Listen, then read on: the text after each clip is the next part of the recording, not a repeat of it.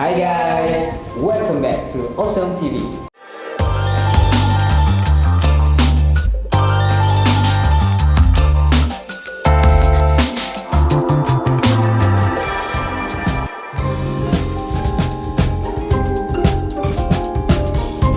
If you are an online seller, you should be familiar with the term shipping and delivery. But do you really know how it works from the beginning to the end? Because if you don't, this is the right video for you. Because today, we will be sharing with you the shipping process from the origins to your customer's doorstep.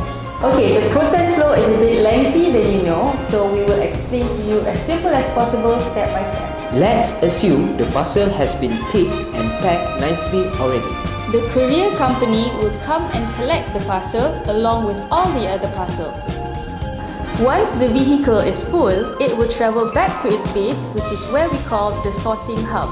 This is where all the parcels will be sorted out according to the area of delivery. Corresponding vehicles will queue to pick up the sorted parcels, and each of the vehicle is given the instruction to transit to corresponding destination. The destination can either be in the same or different states, which can also be from West Malaysia and to East Malaysia. Many calculations will be involved to obtain the optimized routes, planned flights, transportation choices, and etc. Then, the parcels will be handed to the respective delivery facilities. This means it will be sent to the nearest delivery hub from the recipients, and that is what we call the last mile delivery. Once arrived at the delivery facility, the parcels will again be sorted out based on the area and assigned to delivery vehicle and postman. Now, the sorted parcels will be sent out for delivery to the buyers. Lastly, happy buyers!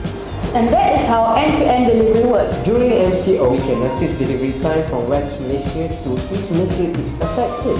This is because even though logistic industries can still operate, the flights from West Malaysia to East Malaysia are limited due to insufficient manpower.